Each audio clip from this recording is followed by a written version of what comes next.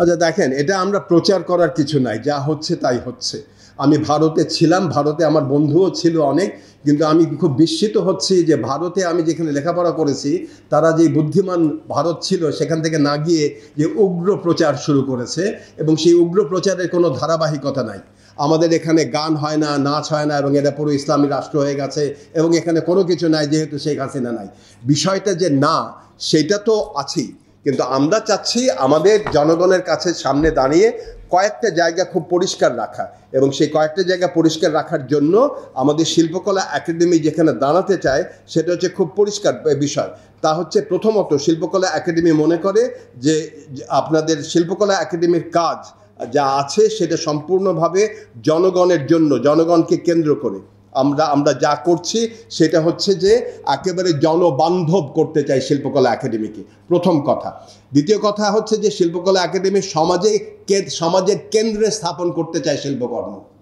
আমরা প্রচার করতে চাই না, আমরা বলতে চাই না অমুক নেতা বিশেষ বা মহান, আমরা প্রশ্ন তুলতে চাই, আমরা বাহাস করতে চাই, আমরা আলোচনা করতে চাই। বাহাসের মূল জায়গাটাই এখানে। আমরা দেখবেন যে আওয়ামী লীগপন্থী হয়তো সেও দাঁড়াবে পাশে জামাতপন্থীর সাথে, পাশে গিয়ে বাহাস করবে, আলোচনা করবে বাংলাদেশ কোন পথে যায়।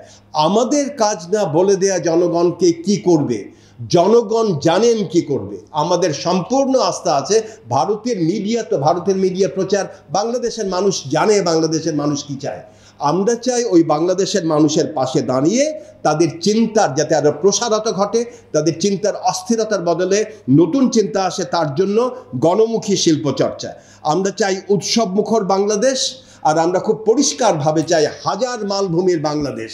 তার মানে সব দল, সব মত, সব চিন্তা আমাদের শিল্পকলা একাডেমিতে প্রকাশিত হতে পারবে।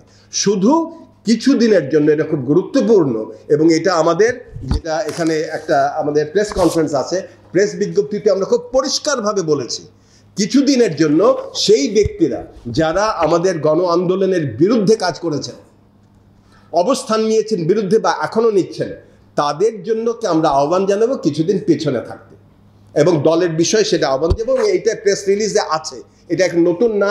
আপনারা যদি দেখেন 4 নভেম্বর দেয়া প্রেস রিলিজে আছে। তো আমাদের পলিসি খুব পরিষ্কার। আমরা এখন যেটা চাচ্ছি, ভারতের মতন যত প্রচার চালাক, আমাদের চিন্তা সেখানে না। আমরা জানি আমাদের জনগণ, আমাদের মূল উদ্দেশ্য জনগণ যেন অস্থির না থাকে, জনগণের চিন্তায় যে নতুন পথ দেখতে পারে, এইটা আমাদের মূল জায়গা। ওই জায়গাটাকে যদি আমরা করতে পারি, নতুন চিন্তাগুলো যেন স্ফুরণ ঘটে চিন্তায়, তাহলে আমরা বুঝবো যে আমাদের কাজগুলো সার্থক।